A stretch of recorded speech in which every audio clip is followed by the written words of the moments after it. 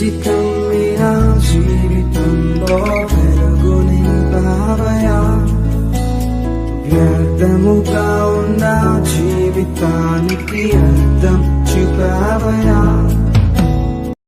మంచిది. దేవుని యొక్క చిత్తమును బట్టి పరిశుద్ధ గ్రంథంలో నుంచి కొద్ది మాటలు జాగ్రత్తగా ధ్యానించుకొని దినమున కోరికను ముగించుకున్నట్టు కొరకు సిద్ధపడదాం. ఈ సమయాన్ని బట్టి ఈ దినమున యావత్ ప్రపంచము గుడ్ ఫ్రైడే అనేటువంటి ఒక పండగను జరుపుకోవటం అనేది జరుగుతూ ఉన్నది. అసలు ఈ పండగను జరుపుకోవటానికి గల కారణం ఏమిటో చాలా మందికి తెలియదు. మరికొందరు ఎలా అంటే అందరూ జరుపుకుంటున్నారు, మనం కూడా జరుపుకుంటూ ముందుకు పోదాం అనుకుంటూ ఉన్నారు. ఆ దినాన ప్రార్థనకు పోతే మంచి జరుగుద్దని, ఆ దినాన మందిరంలోని పోయి ప్రార్థన చేసుకుంటే మేలు జరుగుద్దని మరికొంతమంది ఆలోచించుకుంటూ ముందుకు పోతూ ఉంటారు. అయితే నిజముగా యేసు ప్రభువారు ఈ యొక్క లోకంలోనికి వచ్చి 3వ దినమున వచ్చిన తర్వాత చనిపోయి 3వ దినమున తిరిగి లేవటానికంటే ముందుగా చనిపోయినటువంటి ఈ రోజుని మనందరం కూడా జ్ఞాపకం చేసుకుందాం. కాబట్టి సమయంలో ఒక చిన్న విషయాన్ని చెప్పి నేను ప్రార్థన చేసి కోరికను ముగిస్తాను. సమయానుకూలతను బట్టి బైబిల్ గ్రంథంలో నుంచి పేతురు రాసినటువంటి మొదటి పత్రిక, అపోస్తులైనటువంటి పేతురు గారు రాసినటువంటి మొదటి పత్రిక 2వ అధ్యాయము 24-25 వచనాలు జాగ్రత్తగా చదువుదాం. అపోస్తులైనటువంటి పేతురు గారు రాసినటువంటి మొదటి పత్రిక 2వ అధ్యాయము 24-25 వచనాన్ని జాగ్రత్తగా చదువుడు కొరకు సిద్ధపడండి. మనము పాపము విషయమై చనిపోయి నీతి విషయమై జీవించున్నట్లు ఆయన తానే తన శరీరమందు మన పాపములను మాను మీద మోసుకొనెను. ఆయన పొందిన గాయముల చేత మీరు స్వస్థత నొందితిరి. మీరు గొర్రెల వలె దారి తప్పిపోతిరి గాని ఇప్పుడు మీ ఆత్మల కాపరియు అధ్యక్షుడునైనా ఆయన వైపునకు మళ్ళీ ఉన్నారు. చాలు. దేవుడి వాక్య భాగం మన మధ్యలో ఆశీర్వదించును గాక. ఆమేన్. కుడి వచ్చిన అందరికి ప్రభునామములో శుభాలు వందనాలు తెలియజేయుచున్నాను. చాలా జాగ్రత్తగా మనం ఈ సందర్భాన్ని అర్థం చేసుకుందాం. ఎందుకంటే యేసు ప్రభు వారి గురించి ఈరోజు సర్వలోకములో ఉన్నటువంటి ప్రతి మనుషుడు అర్థం చేసుకొని నమ్మాలి యేసు ప్రభు. ఏదో క్యాజువల్గా అందరికీ దేవుళ్ళు ఉన్నారు, మనకు కూడా ఒక దేవుడు ఉండాలని మా తాతలు నమ్ముకున్నారు, మా అమ్మోళ్ళు నమ్ముకున్నారు, మేము నమ్ముకోకపోతే వాళ్ళు ఏమన్నా ఫీల్ అవుతారేమని నమ్మకూడదు యేసు ప్రభు. అలా నమ్మాలనుకుంటే, ఎందుకంటే ముందు నుంచి వచ్చింది కాబట్టి అదే దారిలో వెళ్ళిపోతుంటాం. కానీ నువ్వు నమ్మేటప్పుడు దానికి ఒక ప్రత్యేకత కావాలి. నువ్వు నమ్మటానికి దానికి ఒక రీజన్ అంటే కారణం ఉండాలి. ఏ కారణం లేకుండా యేసు ప్రభు వారిని నమ్మకూడదు. ఏదో నలుగురు మా యొక్క తాత ముత్తాతలు చెప్పారు కాబట్టి నమ్మినామంటే మనకు దీనిలో ఉన్నటువంటి పరమార్థము తెలియదు. ఎందుకు తెలియదంటే ఏదైనా ఒక దాన్ని అర్థం చేసుకొని మనం దాన్ని తెలుసుకుంటే అప్పుడు మనం దానిలోనికి వెళతాం. ఏమీ అర్థం కాకుంటే ఎందుకమ్మా ప్రార్థన పోతున్నారని మిమ్మల్ని ఎవరైనా అడిగారు అనుకోండి, మీరేం చెప్తారు? మా వాళ్ళు పోయారు మేము పోతున్నాం అంటారు. అంతేనాక చెప్పండి. మా వాళ్ళు పోయారు మేము పోతున్నాం. అసలు మీ వాళ్ళు పోయారు మీరు పోయారు, అసలు ఎందుకు పోతున్నారు ప్రార్థన కంటే? ఏదోలే ముందుటి నుంచి మేము అందరం అట్ట పోతున్నాము, ఇప్పుడు ఏదో పోవాలి కాబట్టి పోతున్నామని పోతుంటే దానికి విలువ ఉండదు. ఒకసారి మనము ఏదైనా ఒక దాన్ని నమ్మితే దాని వెనకున్న పరమార్థం తెలియాలి. ఏదో చిన్న చిన్న వాటిని 1-2 సార్లు పరిశీలన చేసుకుంటాం. ఉదాహరణకు మీరు బంగారపు షాప్కి వెళ్ళారనుకోండి, వాడు మీ చేతికి బంగారపు చైన్ కానీ, బంగారపు నెక్లెస్ కానీ, బంగారపు గొలుసు కానీ ఏదైనా మీ చేతికి ఇచ్చిన అమ్మటే మీరు చాలా పరిశీలన పెట్టి చూస్తారు. ఎందుకు? అది మంచిదా? అవును కదా! ఆఫ్టర్ ఆల్ 4 రోజులు మెల్లగా చేసుకునే దాని గురించి ఇంత పరిశీలన పెట్టినప్పుడు, 4 రోజులు ఏదో ఆలోచించే దాని గురించి ఇంత జాగ్రత్త తీసుకున్నప్పుడు, జీవితాన్ని మనకు జీవితం ఇచ్చిన దేవుని గురించి తెలుసుకునేటప్పుడు పరిశీలన చేయాలి. పరిశీలన చేయకుండా మనం తెలుసుకోవటం వల్ల ప్రయోజనం లేనే లేదు. ఎందుకంటే జాగ్రత్తగా గమనించండి. యేసు ప్రభువారిని నేను నమ్ముకున్న పరిస్థితిని బట్టి చూస్తే, అన్నిటిని ఎతికిన తర్వాత ఈ బైబిల్ గ్రంథం కూడా చాలా రోజులు చదివి ఇది నిజమని నమ్ముకున్నాను. లేకపోతే మనకేమైనా పిచ్చా నమ్ముకోవటానికి? ఎంతోమంది లోకంలో ఎన్నో ఉన్నాయి కదన్నా! మన ముందు ఉన్న మన చుట్టుపక్కలోళ్ళు కుప్పలు ఎన్నెన్నో చేస్తున్నారు. మనం దీన్నే ఎందుకు నమ్ముకోవాలి? దీన్ని నమ్ముకుంటే ప్రయోజనం ఏందో మనకు తెలియాలి. తెలిస్తేనే దాని వెనక పరమార్థం తెలుస్తది గానీ, పరిశీలన చేయకుండా మనమేమీ చేయకూడదు.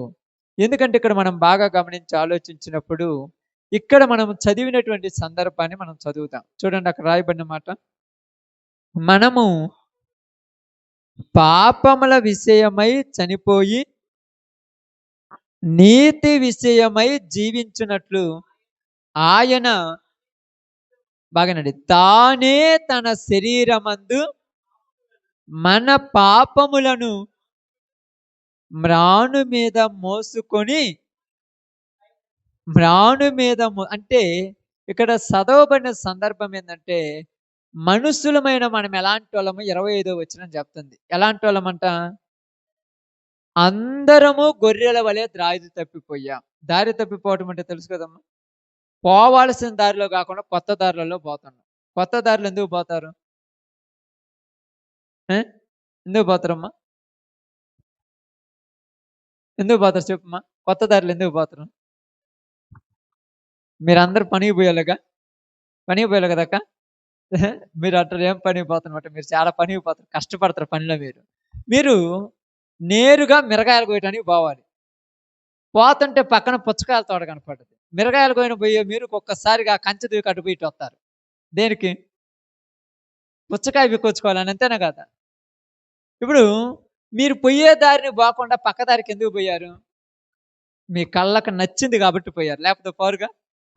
అది తీసుకొని తింటే బాగుండునేమో, అది తీసుకొని పోవాలి. అలాగని మనుషులందరూ కూడా ఎలా ఉన్నారంటే, వీళ్ళు వెళ్ళే దారిలో పోకుండా పోతుంటే పక్కన కొన్ని పనికిమాలినవి కనపడ్డప్పుడు వాటి కోసం తిరిగిపోతున్నారు.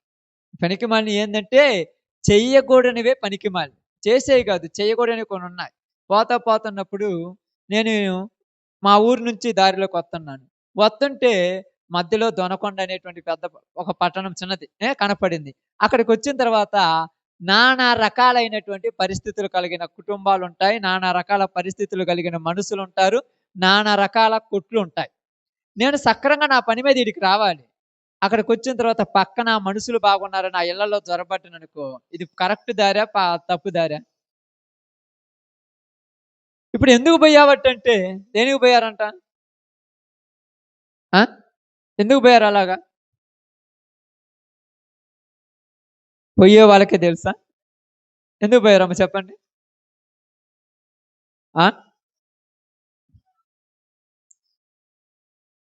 ఏందమ్మా?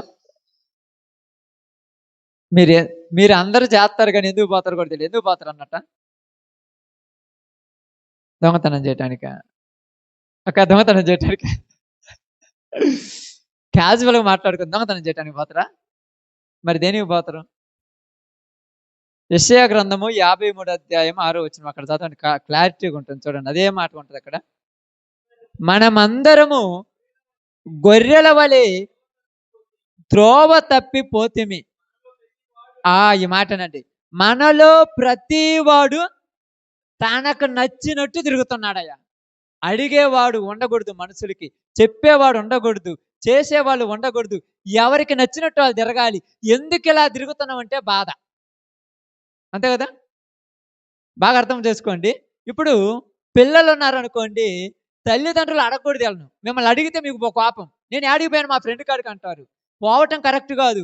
నువ్వు పోయే దారిలో ఎక్కడా నీకు ఇష్టం వచ్చినవి నీ కళ్ళకు కనపడితే అక్కడికి దారిపోతావేమో. నువ్వు పక్కకు పోతే నీ వల్ల నా కుటుంబానికి చెడ్డ పేరు వస్తుందని ఒక బాధ. భార్య అడుగుతుంది భర్తను, యాడికి పోయావు, నేను యాడికి పోతే నీకెందుకు అంటాడు. నువ్వు పోయే దారిలో నీకు చుట్టుపక్కల అటుపక్క ఇటుపక్క ఈ యొక్క దొంగతనం లాంటి పుచ్చకాయలు కనపడతాయి, నువ్వు దారి తప్పి దాని లేకపోతే నా కుటుంబం ఎక్కడ నాశనం అవుతుందని బాధ. అంతే కదక్క, అవునా కాదా? ఈ బాధ దేనికంటే, ఈ పరిస్థితి దేనికి చెప్తున్నాడంటే బాగా గమనించి ఆలోచించండి. అందరూ కూడక తనకు ఇష్టమైన దారిలో పోతున్నారు. కొత్త వేరే వేరే మనమందరం అంటాము, ఆ పరిస్థితులు అలా వచ్చాయంటారు. ఎందుకు తాగుతున్నామంటే ఏమంటాడు? పరిస్థితుల ప్రభావం. పరిస్థితులు కాదు, గిరిస్థితులు కాదు. వాళ్ళకి నచ్చి తాగుతున్నారని చెప్పండి. ఎందుకు వ్యభిచారం చేస్తున్నాడు? పరిస్థితులు అలా ఉన్నాయి. ఇంట్లో పరిస్థితులు కాదు, బయట పరిస్థితులు కాదు. వాడికి నచ్చింది కాబట్టి ఆ బురదలో దూకాడంతే. దానివల్ల నా భార్య ఏడుతుంది, దానివల్ల నా బిడ్డలు ఏడుస్తారు, దానివల్ల నేను సంపాదించిన సొమ్మంతా నాశనం అయిపోతుంది, దానివల్ల నాకు ప్రశాంతత ఉండదు, దానివల్ల నాకు నెమ్మది ఉండదనే ఆలోచన ఎందుకు లేదంటే వాడికి ఇష్టమనుక. అది స్త్రీ అయినా పురుషుడైనా ఇష్టము కనుక. అక్కడే రాయబడింది, ఏమి రాయబడింది? ప్రతి వాడు తనకు ఇష్టమైన దారిలో, ప్రతి వాడు త్రోవ ఎక్కడ తొలుగుతున్నారంటే ఆడికి పోయాక ఇష్టమైనవి వచ్చాయి. ఇది ఇష్టం కాదా? ఇది ఇష్టమా కాదా? ఇష్టమైన దారిలో త్రోవ తప్పిపోయారు. నువ్వు పొయ్యే పనికి పోకుండా పక్క పనులు ఎందుకు తీసుకుంటారు చెప్పండి? ఈ పక్క పనులు చేసినప్పుడు అంతలా పుచ్చకాయ కోసుకుంటారు అమ్మందరం. ఎంతది కదా పుచ్చకాయ, ఇంతది ఉంటదిగా. ఈ పుచ్చకాయ కోసుకొని దాన్ని దాచిపెట్టుకోలేక, దాన్ని అక్కడ పెట్టలేక ఎన్ని బాధలు పడతారు తెలుసా? ఇంటికొచ్చేదాకా టెన్షనే. ఇంటికొచ్చేదాకా టెన్షనే. ఏందమ్మా టెన్షన్ టెన్షన్, నేను ఎందుకు బాగున్నానుగా. అలాగే తప్పు చేసిన వాడు ఇంటికొచ్చిన తర్వాత వాడి టెన్షన్ ఊరికి అర్థం కాదు. ఏంది ముఖం ఏంది బీద పెట్టుకుని, నేను ఎందుకు బాగానే ఉన్నాడుగా. అంటే ప్రతిదానికి కోపడుతుంటాడు, ప్రతిదానికి చేదరించుకుంటుంది, ప్రతిదానికి అసహించుకుంటుంది, ప్రతిదానికి ఏదో కొండలకు కోయలు దాటిపోయినట్టుగా మాట్లాడుతుంది. కారణం ఏంటంటే ఎక్కడో తప్పుడు మార్గంలోకి పోయొచ్చావని అర్థం. అది ఇష్టమే అని అనిపించింది ఫస్ట్, కానీ అది దాచిపెట్టుకునేటప్పుడే తెలుస్తుంది బాధ. అదేవిధంగా ఇక్కడ బాగా గమనించండి. ప్రతి వాడు ఇలాంటి పనికి మాలిన పనులు చేసి, ప్రతి ఒక్కరు ఇలాంటి దరిద్రమైన పనులు చేయటం వల్ల వాళ్ళ పాపము వాళ్ళు భరించలేనంతదైపోయింది. ఎలాగంటే ఇందాక మీకు చెప్పినట్టుగా ఈ దొంగతనం చేసినటువంటి పుచ్చకాయను దాచిపెట్టుకోవడానికి ఎంత టెన్షన్ ఉంటుందో, ప్రతి వాడు చేసిన తప్పు బయట పడకుండా కవర్ చేయడానికి ఎంత టెన్షన్ పడతారో తెలుసా? ఎంత టెన్షన్ తెలుసా? మందు తాగొచ్చినోడు, సిగరెట్ తాగొచ్చినోడు చాక్లెట్ వేసుకుంటాడు. ఎప్పుడు చాక్లెట్ నవ్వలేదు ఏంటంటే ఏదో నోరు పీకుతుందని నవ్వుతున్నా. ఎందుకు? స్మెల్ రాకుండా ఉంటాను కవర్ చేస్తాడు కదా. ఎంత బాగా చూస్తాడు తెలుసా? ఇదంతా దేనికి చెప్తున్నాడంటే, ఈ బాధ, ఈ వేదన, ఇదంతా మనిషి లోపల పెట్టుకొని భరించలేక, బయట చెప్పుకోలేక, ఎదుటి వాళ్ళతో చెప్పుకోలేక, ఇంట్లో వాళ్ళతో చెప్పుకోలేక, అర్థం చేసుకోలేక ఇబ్బందులు పడుతూ ఉన్నప్పుడు ఈ బాధను తీసివేయటానికే పరలోకం నుంచి యేసు ప్రభువారు భూమి మీదకి వచ్చారు. అందుకని అక్కడ ఏమన్నాడు తెలుసా? మన అతిక్రమములను బట్టి మనము చేసిన పాపములు ఆయన మీద మోసుకొని పోతున్నాడంట. మనము చేసిన పాపములు అవి. ఎవరు చేసినవి? మనము చేసిన పాపములు. ఎలాంటి పాపములు చేశారు మనుషులంటే, ప్రతి వాడు నచ్చినట్టుగా పాపము చేస్తూ పోతున్నాడు. ప్రతి వాడు ఇష్టం వచ్చినట్టుగా పాపాలు చేసుకుంటూ పోతున్నాడు. ఈ పాపములు చేస్తున్న మనిషికి పశ్చాత్తాపం అనేది కలగటం లేదు. ఎందుకు పశ్చాత్తాపం కలగటం లేదంటే, మనిషి యొక్క హృదయము బండబారిపోయింది. ఎలా మాట్లాడతారు తెలుసు ఈ మనుషులు కూడా. ఒక్కసారి మీరు బైబిల్ గ్రంథంలోనికి వచ్చినప్పుడు చెప్తాను బాగినండి. లూకా సువార్త, ఈ మనిషి ఎలా మాట్లాడతారో మనం కూడా తెలియచేస్తాను చూడండి మీ అందరికి. లూకా సువార్త 23వ అధ్యాయము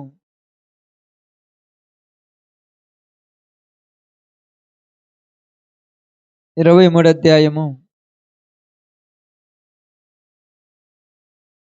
తీసారమ్మా. 39వ వచనం జాగ్రత్త తెరవండి. 23:39. వ్రేలాడదీయబడిన ఆ నేరస్తులలో ఒకడు ఆయనను దూషించుచు, నీవు క్రీస్తువైతే నిన్ను నీవు రక్షించుకొనుము, మమ్మును కూడా రక్షించమని చెప్పాను.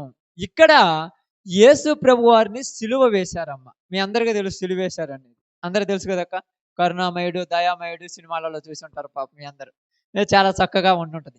సిలువ వేసినటువంటి ఆ సందర్భంలో కుడి పక్కన ఒకరిని, ఎడమ పక్కన ఒకరిని, ఇద్దరిని దొంగలని సిలువేశారు. ఇద్దరు ఎవరు?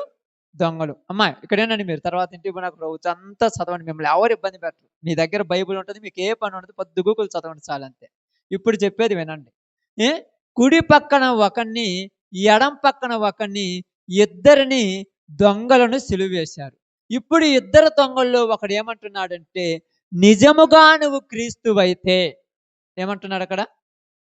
అక్కడ రాయబడిన మాట చదివి ఒకసారి. నీవు క్రీస్తువైతే, అంటే నువ్వు క్రీస్తువైతే, నువ్వు యేసు ప్రభు అయితే, నువ్వు దేవుని కుమారుడివైతే ఈ సిలువ మీద నుంచి నిన్ను నువ్వు రక్షించుకోమంటున్నావు. అంతే కదా అనేది? అంతేనమ్మా? ఇప్పుడు చాలా మంది ఏమంటారు, ఈడు తప్పుటోడా మంచోడా? వాడిని ఎందుకు సిలువేశారు? దొంగతనం చేశాడు గనుక, తప్పులు చేశాడు గనుక సిలువేశాడు. ఇప్పుడు తప్పు చేసినోడు తప్పును కవర్ చేయటానికి ఏదో ఒకటి మాట్లాడుతూ ఉన్నాడు. ఇక్కడ ఏమంటున్నాడంటే, నీవు క్రీస్తువైతే, ఈ లోకం మొత్తం నిన్ను నమ్ముతుంది కదా, నువ్వు లోకానికి రావాల్సిన రక్షకుడు అంటుంది కదా, నువ్వు యేసు ప్రభు వారు అంట కదా, నువ్వు దేవుని కుమారుడు అంట కదా, నువ్వు క్రీస్తువైతే నిన్ను నువ్వు రక్షించుకో. అంటే నిన్ను నువ్వు రక్షించుకోమంటున్నాడంటే, ఈడు ఎలాంటి స్థితిలో ఉన్నాడంటే, ఈరోజు మంచి వాళ్ళను నిందించే స్థితిలో ఉన్నాడు. ఏమంటాడు తెలుసా? నిజంగా మీరు నమ్మిన యేసు ప్రభు దేవుడైతే నా కష్టాలు తీర్చమని అంటాడు. నువ్వు కష్టాల్లో పట్టడానికి కారణం ఏంది అసలు? బాగా అర్థమవుతుందన్న? కష్టాల్లో పోవటానికి కారణం ఏంది? నీకెందుకు ఆ రోగం వచ్చింది? నీకెందుకు ఆ బాధ వచ్చింది? నీకెందుకు ఈ అప్పులు వచ్చాయి? నీకెందుకు ఈ నష్టం వచ్చింది? ఈ అన్నిటితో పని లేదు. యేసు ప్రభు నిజంగా దేవుడైతే నా కష్టాలు తీర్చు. యేసు ప్రభు నిజంగా దేవుడే, కానీ నీ కష్టాలు తీర్చాలంటే నీ ఉన్న పాపాన్ని విడిచిపెట్టాలి. వాడు తాగుతూ తాగుతూ నాకు అప్పుల బాధ తీర్చు ప్రభు అంటే, ముందు తాగేదాన్ని ఆపితే డబ్బులు మిగులుతాయి. అర్థమైందా? హాస్పిటల్కి పోయి ఆ ఏస్ట్ అంతా మానుకోవాలంటే ముందు నువ్వు మానుకోవాలి. ఇప్పుడు ఏమంటాడు తెలుసా? యేసు ప్రభు దేవుడు కాదు, యేసు ప్రభు కరెక్ట్ అయితే నా బాధలు పోయాయి, అందుకే నేను యేసు ప్రభువుని నమ్మనంటున్నాడు. ఎవరిక్కడ? సిలువ మీద ఉన్న దొంగ. వీడు మంచివాడు కాదు, ఇక్కడ దొంగ. ఈ దొంగ ఏమంటున్నాడంటే, నువ్వు నిజంగా యేసుక్రీస్తు అయితే, ఈరోజు చాలా మంది ప్రపంచంలో మాట్లాడే మాటలు ఏంటంటే, నిజంగా యేసు ప్రభు దేవుడైతే మా బాధలన్నీ తీసేయాలి కదా. నీ బాధలు తీసేయాలంటే ముందు నువ్వు పద్ధతి మార్చుకోవాలి.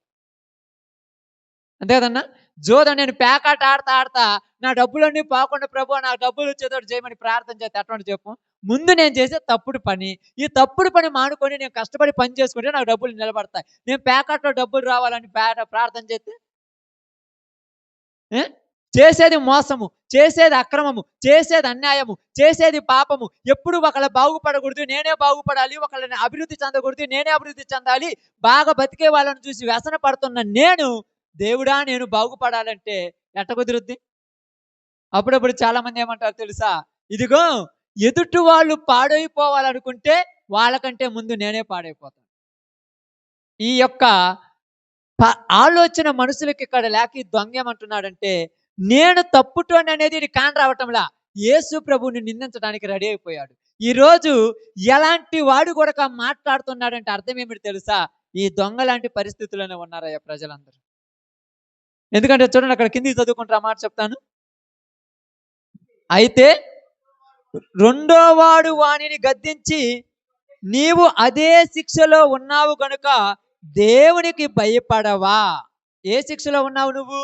నీకెందుకు ఈ ఇబ్బందులు వచ్చాయి? నీకెందుకు ఈ కష్టాలు వచ్చాయి? నీకెందుకు ఈ అప్పులు బాధలు వచ్చాయి? నీకెందుకు ఈ నష్టం వచ్చింది? నీకెందుకు ఈ రోగం వచ్చిందంటే నువ్వు చేసిన దానికే. అర్థమవుతుందమ్మా?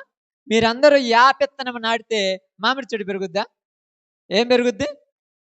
మనం చేసింది మనమే అనుభవించాలి, ఎవరు అనుభవించడానికి లేదు. ఇక్కడ చాలా మంది ఏమనుకుంటామంటే, నేను ఎక్కడో ఎవరినో ముంచొచ్చాను, ఇక్కడికి వచ్చి నేను బాగా బతుకుతున్నానంటే, ఎవరినో ముంచినా కూడా దాని ప్రతిఫలం ఖచ్చితంగా పొందాల్సిందే. నేను అన్నం తింటే నీ కడుపు నిండుద్దా? నా కడుపే నిండుద్ది. నేను తప్పు చేస్తే దాని బాధ నేనే అనుభవించాలి. నేను ఒకరిని అన్యాయం చేస్తే నేనే అన్యాయాన్ని భరించాలి. నేను ఒకరిని మోసం చేస్తే నేనే దాని మోసాన్ని భరించాలి. అందుకేమంటున్నాడు తెలుసా? నేను ఇదే శిక్షలో ఉన్నాము, మనకిది తగినదే. ఎందుకంటే మనం చేసిన పాపానికి ఇప్పుడు మనకేం చేశాడు? సిలువ వేశారు. అందుకని ఏమన్నారు చూడండి, మనకైతే ఇది న్యాయమే. మనము చేసిన వాటికి తగిన ఫలము పొందుచున్నాము. కానీ ఈయన ఏ తప్పిదము చెయ్యలేదు. బాగానండి. ఇప్పుడు ఇద్దరు దొంగల, ఒక్కడే దొంగమ్మ? ఇద్దరు దొంగలే కదా. మరి ఇద్దరిలో మంచిగా మాట్లాడింది ఎవరు అసలు? మొదటివాడా, రెండోవాడా? మొదటివాడు ఏమన్నాడు? నువ్వు నిజంగా యేసు ప్రభువు, నువ్వు క్రీస్తు అయితే నువ్వు సిలువ మీద నుంచి దిగి నన్ను కూడా దింపమన్నాడు. అసలు నిన్ను ఎందుకు దించాలి నాకు అర్థం కాలేదు. ఇప్పుడు నేను దింపితే ఏం చేస్తాడమ్మా? మరలా పోయి ఊరిని మానభంగాలు చేయాలనున్నాడు, మరలా పోయి ఊరిని దొంగతనాలు చేయాలనున్నాడు. ముందు నువ్వు ఆ శిక్షలో బుద్ధి తెచ్చుకొని, నేను ఇన్ని సంవత్సరాలు ఈ పాపాలు చేయటం వల్ల నాకు, నా కుటుంబానికి, నా బిడ్డలకు, నా భార్యకు, నా భర్తకు ఈ గతి పట్టింది, ఈ రోజు నుంచి నేను దాన్ని మానుకుంటానని ఒప్పుకొని విడిచిపెడితే నీకున్నటువంటి ఆ బాధలు తీరిపోతాయి అంతే. నేను అదే స్థితిలో ఉంటాను, నేను అలాగనే జీవిస్తాను, నాకు మేలు జరగాలంటే ఏదన్నా? నేను ముళ్ళల్లో నడుస్తాను, నాకు ముళ్ళు గుచ్చుకోకూడదంటే ఏమంటారు చెప్పండి దీన్ని? నేను ముళ్ళల్లో చెప్పులు లేకుండా నడుస్తాను, నాకు ముళ్ళు గుచ్చుకోకూడదంటే ఎట్లుంటది? ఇక్కడ అంటున్నాడు, ఇదిగో నీకు నాకు ఇది తగినదే. ఈరోజు నేను తప్పు చేశాను కనుక దానికి నేను అనుభవిస్తున్నాను శిక్ష. కాబట్టి నీకు నాకు ఇది తగినదే. ఈరోజు మనందరం గమనించవలసింది ఏంటంటే, మనము చేసిన వాటి ఫలాలే మనం అనుభవిస్తున్నాం. పక్కన ఎక్కడి నుంచి రాలా మన దగ్గరికి, మనం చేసినే మనం అనుభవిస్తున్నాం. నీకు నాకు ఇది తగినదే, అయితే ఈయన ఏ నేరము చెయ్యలేదు. అది బాగా అర్థం చేసుకోవాలి. ఏమంటున్నాడు? ఈయన ఏ నేరము అంటే, నేరము చెయ్యని వాడిని చూసి మనం వ్యసన పడకూడదు. కొంతమందికి ఎలాంటి వ్యసనం అంటే, తప్పు చేస్తున్న వీళ్ళు పక్కనోళ్ళు కూడా తప్పు చేస్తే బాగుండు అనుకుంటారు. ఓర్చుకోలేని కళ్ళు ఉంటాయి కొన్ని, తెలుసా? ఓర్వలేని కళ్ళు అంటారు వాటిని. ఎలాగంటే, మంచిగా బతుకుతూ అందరూ వాళ్ళని పొగుడుతుంటే వీళ్ళకు ఓర్చుకోలేరు. వాళ్ళను కూడా ఏదో ఒక విధంగా తప్పుడు మార్గంలోని తీసుకుపోవాలనుకునే రకం ఈ యొక్క దొంగ రకం. ఎందుకని అంటున్నానంటే, మనుషులమైన మనందరము చేసిన పాపాలను యేసు ప్రభు తన యొక్క శిలువ మీద, ఆ శరీరం మీద మోసుకొని పోయినప్పుడు ఇక్కడ మనతో మాట్లాడుతున్న మాట ఏంటంటే, మనుషులమైన మనకు వస్తున్న బాధలు దేనికి వస్తున్నాయని గుర్తుపెట్టుకోవాలి? మనము చేసిన వాటికే. అది గుర్తుపెట్టుకోవాలి, ప్రతి ఒక్కళ్ళు గుర్తుపెట్టుకోవాలి. ఎందుకంటే మనం చేసింది కొత్తగా ఏమి రాలా, నేను చేస్తేనే వచ్చింది, లేకుంటే ఎక్కడి నుంచి వస్తుంది? ఎక్కడి నుంచి అని వస్తాయమ్మా? చాలా బాగా గమనించి ఆలోచించండి. విచ్చలవిడిగా నేను ఇప్పుడు పనుల కాలంలో బాగా సంపాదించుకుని అన్ని కూడా నా ఇష్టం వచ్చినట్టు తిరిగి తాగి తందనాలు చేశాను అనుకోండి, రేపు ఎండాకాలంలో నాకు పత్తులు పెట్టినానంటే ఇప్పుడు నువ్వు ఎవరు నిందించాలి? ఇప్పుడు కూడబెట్టుకున్న వాటిని దాచిపెట్టుకొని రేపు తినేసింది అనుకో, అది జ్ఞానం అంటారు, అంతే కదా. నేను చేసిన దాని ప్రతిఫలం నేను అనుభవించాలన్నట్టుగా ఇక్కడ ఏమంటున్నారు తెలుసా? ఇది నీకు నాకు తగినదే. కాబట్టి ఈరోజు మనుషులు ఎలా ఉన్నారంటే, ఈ దొంగలాగా యేసు ప్రభువును నిందించి పక్కకెళ్ళిపోతున్నారు. నువ్వు నిందించి పక్కకెళ్ళిపోతే నీకేమైనా మేలు జరుగుతుంది అనుకున్నావా? యాడికి పోయినా కూడా ముళ్ళు గుచ్చుకోవన్నా? ఇప్పుడు ఏడంటే గుచ్చుకుంటాయి, మొదికి గుచ్చుకోవనుకుంటావా? గుచ్చుకుంటాయి కానీ కొద్దిగా లేటు గుచ్చుకుంటాయి అంతే. కరెక్ట్ టైంలో ఏదైనా పడుద్ది కానీ కాదనట్లేదు. ఎక్కడికి పోయినా మనం మారితేనే మనం బాగుండేది, మనం మారకపోతే మనకి ఎప్పటికీ బాగుపడేది లేదు. అందుకేమన్నారు తెలుసా? ఇదిగో మన పాపములు, ఇప్పుడు ఏం చేశాడు? మనకు ఇది తగినది కాబట్టి మనందరము ఈ బాధను భరించలేక, ఈ వేదన భరించలేక, ఈ కష్టాలు భరించలేక, ఈ యొక్క వ్యసనం అనే దాన్ని, ఈ ఇబ్బందులు భరించలేక ఉన్నప్పుడు ఇప్పుడు యేసు ప్రభు వారు ఏమంటున్నారంటే, నేను ఏం రేపండి అక్కడ చదువు ఆ మాట,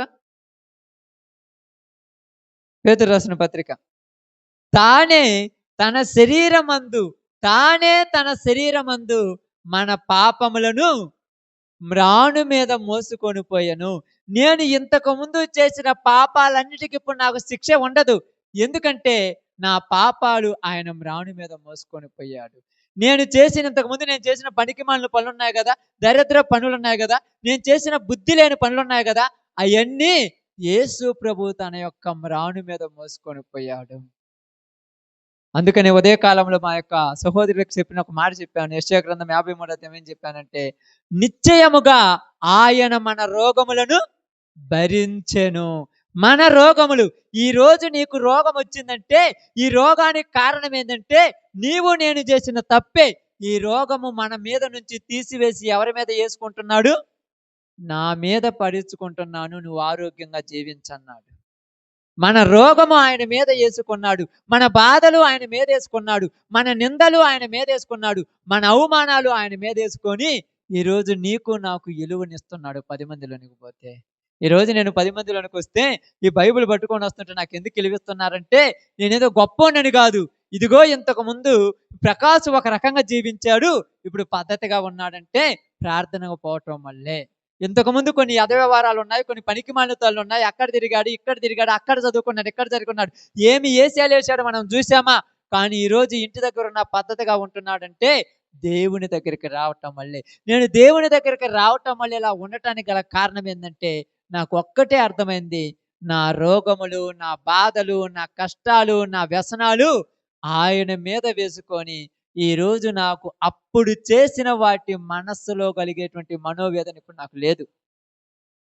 ఎందుకు లేవంటే ఆయన ఏం చేశాడంట, అవన్నీ తొలగించేశాడు, అవన్నీ తీసివేశాడు. ఇప్పుడు వాటి వల్ల నాకు ఇబ్బంది లేదు, ఆ ఆలోచనలు కూడా రావు, ఆ యొక్క తలంపులు కూడా మనసులోనికి రాకుండా యేసు ప్రభు చేసేశాడు.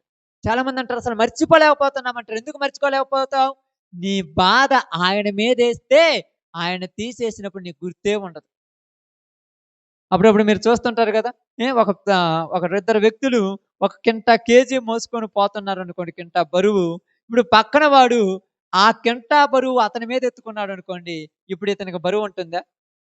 ఉంటుందన్న? ఇప్పుడు మీరిద్దరు గట్టిపోయారు అనుకోండి అమ్మా, నువ్వు మోతుంటే మధ్యలో అమ్మాయి వచ్చి నీ గడ్డి మోపు తీసుకుంది అనుకోండి, నీకు బరువు ఉంటుందా? అలాగే ఇప్పుడు ప్రతి మనిషి బాధలతో, కష్టాలతో, ఇబ్బందులతో, సమస్యలతో మనుషులకు తెలియని వేదన మనసులో ఉంది. బయటికి కానరాదులే, బయటికి చెప్పుకుంటారా? అందరూ బయటికి శుభ్రంగా ఉన్నట్టు ఉంటారు, లోపల తెలియని వేదన, వాళ్ళు చెప్పుకుంటే తీరలేని బాధ. ఆ బాధలు ఎలాంటి బాధలంటే, ఏ బాధ అయితే ఆ బాధ, అప్పులు బాధలు, ఇబ్బందుల బాధలు, నేను చెప్పను. చేసిన పాపమును మర్చిపోలేక, వాటిని పోగొట్టుకోలేక, లోపల కుమిలిపోతూ, బయటకు చెప్పుకుంటే చిగ్గుపోద్దేమని చెప్పుకోలేక, విడిచిపెట్టలేక లోపల కుమిలిపోతూ ఉంటే ఆ బాధ ఆయన తీసేస్తాడు. ఆయన తీసేస్తాడు. చెప్పుకుంటే తీరిపోద్దా? నేను ఒకరితో విచారం చేసి వచ్చాను, 10 మందితో చెప్పుకుంటే తీరిపోద్దమ్మా? ఇది మర్చిపోలేక, బయట దాచిపెట్టుకోలేక, మర్చిపోలేక, బయట చెప్పుకోలేకుంటే ఇప్పుడు మనసులో ఉన్న ఈ బాధను నాకు గుర్తు లేకుండా చేయటానికి ఆయన తొలగించేశాడు దాన్ని. అప్పుడు నాకేముంటది? ప్రశాంతత. అప్పుడు నాకు నెమ్మది. అది బయటకు పోకపోతే, అదే నేను ఒంటరిగా ఎక్కడ ఉన్నా కూడా తెలియని ఒక ఫీలింగ్ ఉంటుంది, ఇంటర్నల్గా తెలియని ఒక బాధ ఉంటుంది లోపల. ఎక్కడో ఒక చోట దొంగతనం చేసి వచ్చాను, 10 మంది చెప్పుకుంటారా? చెప్పుకుంటే ఎక్కడ నన్ను దొంగని నిందించరుగా. అందుకని లోపల తెచ్చుకోలేక, బయట చెప్పుకోలేక ఈ బాధలు ఉన్నాయి. మనసులో ఉన్న బాధలను ఆయన తీసివేయటానికి నిశ్చయముగా ఆయన మన బాధలు భరించెను. నిశ్చయముగా ఆయన మన వ్యధలు, అంటే వ్యసనము వహింది. మన వ్యసనము, మనలో ఉన్నటువంటి వ్యసనం అది ఆయన తీసేశాడు. ఎవరు తీసేయాల? ఆయన దాని మీద మోపుకొని మీరు ప్రశాంతంగా జీవించండి అని చెప్తున్నాడు. మీరు సంతోషంగా ఉండమని చెప్తున్నాడు. యేసు ప్రభు దగ్గరికి వస్తే డబ్బులు వస్తాయి, బంగారం వస్తాయి, అభివృద్ధి వస్తుందో రాదు నేను చెప్పను, కానీ యేసు ప్రభు దగ్గరికి వస్తే మనిషికి నెమ్మది వస్తుంది. యేసు ప్రభు దగ్గరికి వస్తే ఇంతవరకు నీ కుటుంబంలో ఉన్నటువంటి దరిద్రం ఉండదు, ఇంతవరకు నువ్వు చేస్తున్నటువంటి అన్యాయము, అక్రమం ఉండదు, ఇంతవరకు నువ్వు చేస్తున్నటువంటి పనికి మాలిన తనము నీలో ఉండదు యేసు ప్రభు దగ్గరికి వస్తే. అందుకని ఆయన ఏమన్నాడు తెలుసా? ఎలా తీసేశాడంటే, మనందరి అతిక్రమములను ఆయన శరీరమందు మ్రాను మీద మోసుకొని పోయాడు. అందుకని మీరందరూ కూడా ఫ్యాషన్ ఆఫ్ ద క్రైస్ట్ కానీ, సిస్టర్ కానీ, కరుణామయుడు, దయామయుడు సినిమా చూసినప్పుడు కొరడాలతో ఆయన గుట్టేటప్పుడు అప్పుడప్పుడు మీకు ఏడిపోతుంటది కదా. సీరియల్ చూసేటప్పుడు కూడా ఏడిపోతుంది కాదట్లేదు. అంటే బాధ చూసినప్పుడు ఏడిపోతుంది, కళ్ళల్లో నుంచి నీరు కారిపోతుంటే ఎంత బాధపడుతున్నాడని. ఆ బాధ అంతా నీకు నాకు రావాల్సింది. కొరడాలతో కుట్టే వచ్చే బాధ కాదు ఇది, చెప్పుకుంటే తీరని బాధ అది. అప్పుడప్పుడు కొన్ని సమస్యలు వస్తాయన్న, కొన్ని కుటుంబంలో మీకు వస్తాయంటే అమ్మ, ఆ సమస్య తీర్చడానికి అక్కడే లేదు, ఏడవలేము, నవ్వలేము. ఆ బాధ లోపల కుమిలిపోతుంటది బాధ. అలాంటి బాధ ఆయన తొలగించటానికి లోకంలోనికి వచ్చాడు. అలాంటి వ్యసనాన్ని ఆయన తీసివేయటానికి లోకంలోనికి వచ్చాడు. ఎందుకు మనుషులకి బాధలను వచ్చాయంటే, మనుషులందరూ ఇష్టం వచ్చినట్టు తిరుగుతున్నారు. ఇష్టం వచ్చినట్టు తిరిగితే దెబ్బలు తగిలితే తగలవక్క. ఇప్పుడు మీరు ఉదాహరణకు ఏ పొలం పనికి పోతా పోతా పక్కనే పుచ్చకాయల తోట ఉంది. కట్ట కింద దూకిర్రనుకో, ఆ యజమానుడు చూసినోడికి ఏం చేస్తాడు? 10 మందిలో పరువు తీసేస్తాడు. కనపడినోళ్ళ కళ్ళ చెప్పేస్తాడు. ఇల్లుదిగోయ్యా ఆ శాంతమ్మ చూడు కొయ్యను మిరగాయలు కొని పోతా పోతా పోతా ఏం చేస్తుంది? దొంగతనానికి వచ్చింది. ₹20 పెడితే వత్తది. ప్రతి ఒక్కడే చెప్పినప్పుడు ఊర్లో పోయి మా అమ్మాయి తలెత్తకూడదా? ఏందంటే ఎక్కడ పోయినా కూడా ఈమె గురించే చెప్పుకుంటారు. ఎందుకంటే పరువు పోతుంది. పరువు నిలబడాలంటే ఆయన ఏమంటాడు తెలుసా? ఆ తప్పు నేను చేశానని ఆయన మీద పెట్టుకున్నాడు. ఇంక మన మీద లేదు ఆ తప్పు. ఆయన మీద పెట్టుకొని నన్ను ప్రశాంతంగా ఉంచేశాడు ఈరోజు. అందుకని ఇక్కడ మనకన్నాడు, ఇష్టం వచ్చిన దారులలోకి వెళ్ళిపోతున్నారు జనాలు. ఇష్టం వచ్చినప్పుడు ఎక్కడికైనా పోయి చూడు, ఎంత లెవెల్ కలిగినోడైనా, ఎంత గొప్పవాడైనా, వాడికి డబ్బున్నోడైనా, పేరున్నోడైనా, పరపతున్నోడైనా, వాడు రాజకీయ నాయకుడైనా, ఒక క్రికెటర్ అయినా, లేకపోతే ఒక సినీ యాక్టర్ అయినా, వాళ్ళు పడిపోయేది ఎక్కడ తెలుసా? నచ్చిన వాటి కోసం ఏదైనా చేస్తారు. అవి తప్పులు గుట్టు రట్టు లేకుండా చీకట్లో చేసేస్తుంటారు.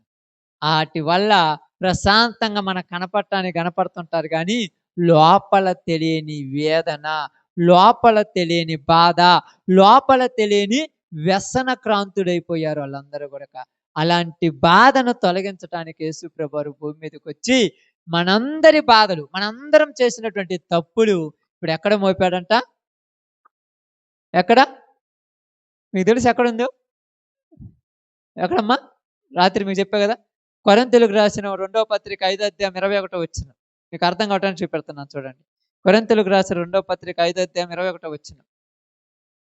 ఎందుకనగా మనము ఆయన యందు దేవుని నీతి అగునట్లు పాపము ఎరుగని ఆయనను మన కోసం ఏం చేశాడంట? పాపముగా. ఆ 3 మేకుల మధ్య ఆ కలవర సిలువలో ఏడబడింది ఏంటిది అనుకున్నారు? ఏంటిదమ్మా చెప్పండి మీరు? మీ ఇళ్ళల్లో పెట్టుకుంటారు కదా సిలువలు, మెడలో వేసుకుంటారు కదా. ఏంది అసలు ఆ సిలువ అంటే? ఏంటిదది? సిలువ మీద వేలాడేది 75-80 కేజీలు ఉన్నటువంటి మాంసము కాదంట, మనుషులందరి పాపము అది. మనందరి పాపం ఆ సిలువ మీద ఏలాడిందంట. అందుకు అక్కడ రాయబడింది, పాప మెరుగని ఆయనను మన కోసం ఎలా చేశాడంట? పాపముగా అని రాయబడింది. పాపిగా అని రాయబడేలా. ఏం రాయబడింది? పాపము. ఆ 3 మేకుల మధ్య వేలాడింది ఏంటిది? మనందరి పాపము. సర్వలోకములో ఉన్న మనుషులందరి పాపం అక్కడ వేలాడింది. ఇప్పుడు యేసు ప్రభు, దేవుడికి మన మీద కోపం వచ్చిన ప్రతిసారి యేసు ప్రభు వారిని చూసినప్పుడు మన మీదకి ఏ కోపం రాదు ఆయన. ఎందుకంటే మన పాపం మొత్తము ఆయనే మోస్తున్నాడు. అప్పుడప్పుడు మీరు చూస్తుంటారు కదా, ఏది కావాలన్నా కూడా మధ్యలో ఒక మనిషి హామీ ఉంటాడు, వాళ్ళకేమైనా నేనే చూసుకుంటాను. ఎందుకు నువ్వే చూసుకుంటావంటే బాధ్యత అంతా నాదే. ఇప్పుడు ఎవరిని అడుగుతారు వచ్చి? అసలు మనిషిని అడుగుతారా, మధ్యవర్తిని అడుగుతారమ్మా? అలాగే మనకు దేవునికి మధ్యవర్తిగా ఎవరు వచ్చాడంట? ఇంకా నిన్ను నన్ను అడగడు దేవుడు. నీకు నాకేమి లేదు. ఏ ఇబ్బంది వచ్చినా ఆయన అడుగుతున్నాడంట. నువ్వు చెప్పావు కదా ఈ ప్రజలందరినీ బాగు చేస్తానన్నావు, వాళ్ళు చూడు మళ్ళా దొంగతనాలు చేస్తున్నారు, వ్యభిచారాలు చేస్తున్నారు, విగ్రహారాధన చేస్తున్నారు, ఇష్టం వచ్చినట్టు తిరుగుతున్నారంటే ఈ ఒక్క సంవత్సరం ఆగయ్యా, తర్వాత నేను పోయి అలా చెప్పి మారుతాను. ఆయన వచ్చి చెప్పిస్తానన్నాడు. అందుకనే మీకు నాకు నచ్చకపోయినా కూడా దేవుడు ఏం చేస్తున్నాడు? బలవంతంగా సేవకులను పంపించి చెప్పిస్తున్నాడు ప్రతి ప్రాంతానికి. మనమేమనుకుంటున్నాము, అసలు మనం పిలవలేదు, మనం చెప్పలేదు, ఎలా వస్తున్నారు సేవకులు ఈ ప్రాంతాల కంటే? దేవుడు ఏమన్నాడు తెలుసా? కొంత సమయం ఆగమని తండ్రి దగ్గర పర్మిషన్ అడిగాడు. వీళ్ళందరూ చెడిపోయారు, ఈ మనుషులందరూ చెడిపోయారంటే కొన్ని రోజులు ఆగు, నేను వెళ్ళి వాళ్ళకి చెబుతాను, వినకపోతే తర్వాత నువ్వు చూసుకోమన్నా.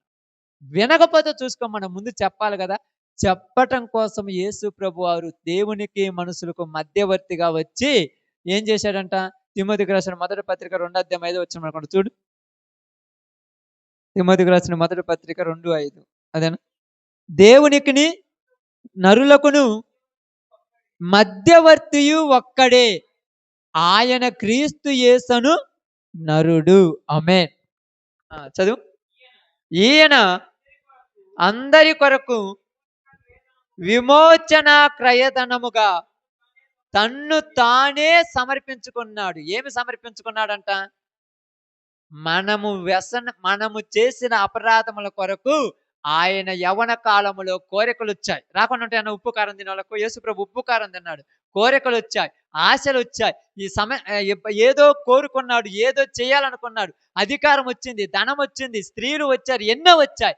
మొత్తాన్ని ఎందుకు అవాయిడ్ చేశాడు, ఎందుకు వద్దనుకున్నాడు తెలుసా? నేను తప్పు చేస్తే ఇంకెలా రక్షించేది ఎవరు? ఆయనే తప్పు చేస్తే ఇంకెవరు రక్షించాలి? ఎందుకంటే మనమల రక్షించాలంటే ఆయన తప్పు లేని వాడిగా ఉండాలి. అందుకొరకు ఆయన దగ్గరికి ఎన్ని వచ్చినా కూడా ఏ దాన్ని ఆయన స్వీకరించలేదు, వద్దు అన్నాడు. ఈరోజు మన దగ్గర కూడా మనకు అదే చెప్తున్నాడు. ఇక్కడ ఏమన్నాడు తెలుసా? దేవునికి మనకు మధ్యవర్తిగా యేసు ప్రభు వారు వచ్చాడు ఈరోజు. ఎందుకు వచ్చాడంటే ఇక ఏదైనా వాళ్ళని అడగొద్దు, నన్ను అడుగు అంటున్నాడు. ఎంత పాపములు చేస్తున్నా అప్పుడప్పుడు చాలా మంది మీకు అనిపిస్తుంది, ఎంత దుర్మార్గంగా ఉంటే దేవుడు అనేవాడు ఉంటే వాడిని శిక్షించవచ్చు కదని మనం అనుకుంటాం. వాడికి ఏదో ఒకటి చేసి కాలేరుగా నొక్కొచ్చుగా, ఏదో ఒకటి చేసి రోగం పెట్టొచ్చు కానీ మనం అంటాం. కానీ వాడికి రోగం రావాలంటే దేవుడు వాడి మీద కోపం చూపిస్తాడు. కానీ మధ్యలో యేసు ప్రభు ఉండి ఈ ఒక్క సంవత్సరం ఆగు, వచ్చే సంవత్సరం మారతాలని వదిలేస్తాడు. అలాగ మనం ఎన్ని సంవత్సరాలు ఆకుంటాడో మన కోసం దేవుడు, మన మీదకి శాపం రాకుండా. ఎన్ని సంవత్సరాలు మన మీదకి వ్యాధులు వ్యసనాలు రాకుండా యేసు ప్రభు ఆపుంటాడో అది మీకే తెలుసు. ప్రతి ఒక్కరి మీద ఉన్నాం. ఇష్టం వచ్చినట్టు ఎన్ని సంవత్సరాలు తిరుగుంటారే, ఎన్ని రోజులు తిరుగుంటాము. నేను తిరగలేదనే వాళ్ళు ఎవరూ లేము. మీరు అందరూ పైకి కనపడకుండా మనం పాపం చేయలేదు, కానీ లోపల ఇష్టం వచ్చినట్టు పాపం చేసిన వాళ్ళం అందరం. లోపల చూపులతో, ఆలోచనలతో, అబ్బా మంచం మీద పడుకుంటే అందరూ విహారయాత్రలలో ఉంటాం అందరం కూడా. ఎక్కడుందంటే ఆమోసు గ్రంథంలో రాయబడింది, మంచం మీద పరుండి కలలు కనుచు ఉన్న వారికి శ్రమ. మంచం మీద పరుండి కూడా కలలు కంటుంటారంట. ఏయో కలలు కంటుంటారు, తప్పుడు కలలు, మోసపు కలలు, వ్యసనపు కలలు కంటుంటారంట. అందుకని ఇక్కడ అదే చెప్తున్నాడు. బాగా గమనించి ఆలోచించండి. మనందరికీ బైబిల్ గ్రంథంలో చెప్తున్న మాట ఏంటంటే దేవుడు మనందరినీ ఎప్పుడో చంపేయాలి, ఎప్పుడో మనల్ని శిక్షించాలి, ఎప్పుడో మనల్ని శాపించాలి. కానీ ఎందుకు శపించలేదంటే ఎన్ని తప్పులు చేసినా మధ్యలో యేసు ప్రభు చాపేశాడు. మధ్యలో వచ్చాడు, మనకు దేవునికి మధ్య ఆయన వచ్చాడు. అందుకేమన్నాడు తెలుసా? ఈ యొక్క రాయబడిన చూడండి, యెషయా గ్రంథం 53:11 ఒకసారి చూడు. యెషయా గ్రంథం 53:11. అతడు మనకు కలిగిన వేదనను చూచి తృప్తి నొందును, నీతిమంతుడైన నా సేవకుడు జనుల దోషములను భరించి తనకున్న జ్ఞానము చేత అనేకులను నిర్దోషులనుగా చేయును. అతడు తనకు కలిగిన వేదనను చూసి తృప్తి నొందును. దేవుడంట యేసు ప్రభు వారిని కొడుతుంటే, యేసు ప్రభు వారిని చిత్రహింసలు పెడుతుంటే దేవుడికంట సంతోషం వేస్తుందంట. మనకు సంతోషం ఉంటుందా? మీకు సంతోషం ఉంటుందమ్మా? దేవుడికి సంతోషం వేసిందంట. ఎందుకు ఎందుకు సంతోషం వేసింది తెలుసా? ముందు ఇందాక మీరు చదివిన ఒక మాట చదువు, మాట 5వ వచనం అనుకుంటాను. మన అతిక్రమములను బట్టి అతడు గాయపరచబడిను, మన దోషములను బట్టి అతడు నలగొట్టబడిను. అతని గాయాలు అతన్ని కొట్టడానికి దేవుడికి ఎందుకు ఇష్టమైందంటే అదే మాట అంటున్నాడు. ఏమన్నాడు తెలుసా? అక్కడ చూసినప్పుడు అతన్ని నలుగొట్టుటకు దేవునికి ఇష్టమైందంట. యేసు ప్రభు వారిని కొట్టడానికి ఆయనకి ఇష్టమైందంట. ఎందుకు తెలుసా? ఆయన యేసు ప్రభు వారిని కొట్టాల్సింది ఎందుకు కొట్టాల్సిందంటే ఆ దెబ్బలు యేసు ప్రభు కాకపోతే ఎవరికి వచ్చాయి? అంతే కదా. నా ఇష్టం వచ్చినట్టు తిరిగినాను, ఇష్టం వచ్చినట్టు చేస్తున్నాను, ఇష్టం వచ్చినట్టు చేస్తున్నాను. అక్కడికి చిన్న తప్పు చేస్తేనే కటెక్కిన వాడికి రోగం వచ్చింది. నేను ఎన్ని తప్పులు చేసినా నాకు రోగం ఎందుకు రాలేదంటే నా కోసం ఎవరో ఒకళ్ళు రాత్రింబగుళ్ళు ప్రార్థనలు చేసే వాళ్ళు ఉన్నారు. మనం ఏమనుకుంటామంటే ఏంద్రిలకు పని పాట లేకుండా ఇంట్లో ఓరక పొద్దున్నే కూర్చొని మొండ ముసుకేసుకొని ప్రార్థన అంటారంటే నీ మీదికి ఈరోజు రోగం రాలేదన్నా, నీ మీదికి ఈరోజు వ్యసనం రాలేదన్నా, నీ కుటుంబం మీదకి ఈరోజు నాశనం రాలేదంటే యేసు ప్రభు వారిని బతిమలాడితే యేసు ప్రభు వారు ఆపేశాడు రాకుండా. ఎంతో మంది ఇలాంటి ఇబ్బందులు కలిగినప్పుడు చిన్న కింద ఎదురురాయి తట్టుకొని కింద పడి చచ్చిపోయిన వాళ్ళు ఉన్నారు. మనం ఎంతెంత పెద్ద ప్రమాదాలు వచ్చినా మన ప్రాణానికి ఏమీ కాలేదు. ఎందుకు తెలుసా? దేవుడు ఆపేశాడు. ఇక కొన్ని రోజులైనా ఉంటే వాళ్ళు నన్ను తెలుసుకుంటారు. మన అతిక్రమములను బట్టి అతడు నలగొట్టబడ్డాడు. అతన్ని నలగొట్టుటకు దేవుడికి ఇష్టమైపోయింది. మనకు రావాల్సిన దెబ్బలు యేసు ప్రభువుకు పడ్డాయి. అయి మనకు రావాల్సినవి. మనకెందుకు వస్తాయన్నా మనం ఏం చేసామని మీరు అనుకుంటే, మనం ఎవరం మంచోళ్ళం లేదు. అంత మంచోళ్ళం కాదు ఎవరం కూడా. అంత మంచోళ్ళం అనుకుంటున్నారు. ఎవరం అంత మంచోళ్ళం లేము. మనంతా నిజంగా చెప్పాలంటే ప్రతి మనిషి యొక్క శిరస్సు మొదలుకొని అరికాలు వరకు చూడు ఒకసారి యెషయా గ్రంథం 1వ అధ్యాయంలో. ఆ! చదువు ఆ మాట ఎక్కడ? యెషయా గ్రంథం 1వ అధ్యాయం అనుకుంటా. 1లోనే ఉంటది. 1:5 వచనం. 5, 6 6 అరకాలు మొదలుకొని తల వరకు స్వస్థత కొంచెము లేదు.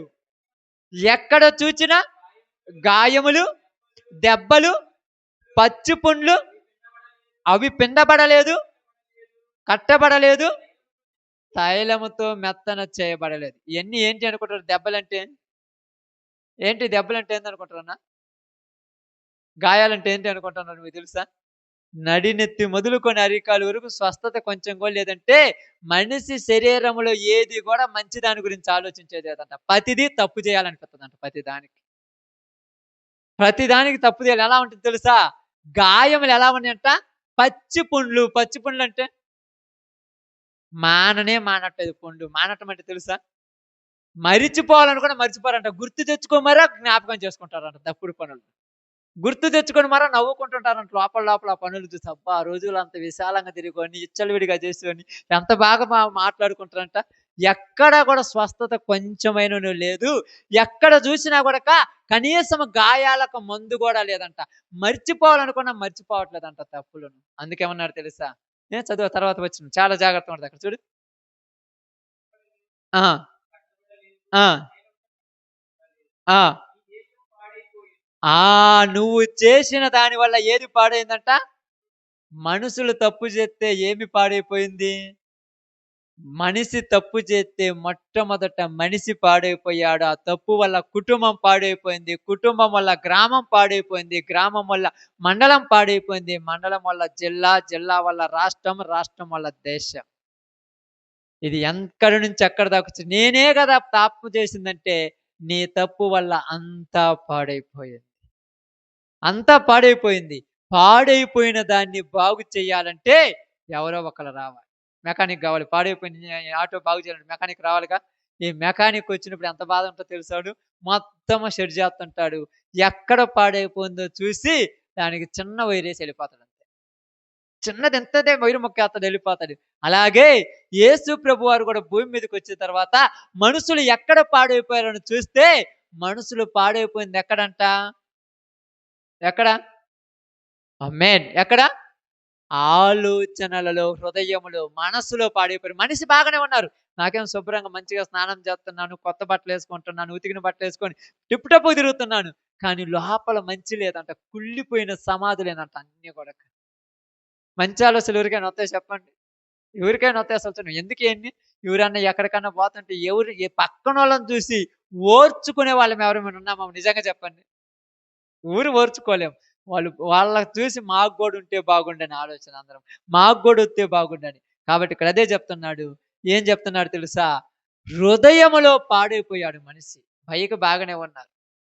దావీదు మహారాజు ఏమంటాడంటే, యోబు గ్రంథంలో కూడా ఏమంటాడంటే, ఇదిగో కన్యకను చూడకుండానట్లు నా కన్నులు తిప్పివేయి ప్రభు అంటున్నాడు యోబు. వ్యర్థమైన వాటిని చూడకుండానట్లు నా కన్నులు త్రిప్పివేయమంటున్నాడు యోబు దావీదు. ఎందుకంట? వ్యర్థమైన వాటిని చూస్తే ఏమొస్తుంది? చెడు ఆలోచనలు వస్తున్నాయి. చెడు ఆలోచన వస్తే ఏమనిపిస్తుంది? చెయ్యాలనిపిస్తుంది. చెయ్యాలనిపిస్తే చేసి తీరేస్తున్నాడు. చెయ్యటం వల్ల వచ్చింది పాపం. ఇప్పుడు ఈ పాపము మన మీద నుంచి ఆయన ఏం చేశాడంట? తన మీద వేసుకొని మనల్ని నిర్దోషులుగా చేశాడంట. ఇప్పుడు ఏమంటారు తెలుసా? ఇంతకు ముందు బాగా తాగుతున్నాడు, బాగా తప్పులు చేస్తున్నాడు, బాగా తిరిగింది. ఇప్పుడు పద్ధతిగా మారింది. ఎందుకు మారిందంటే యేసు ప్రభు దగ్గర పోవటం వల్ల మారింది. ఎందువల్ల? మంది ఆయన మీద వేసుకున్నాడు. ఇక మన మీద నిందేలే.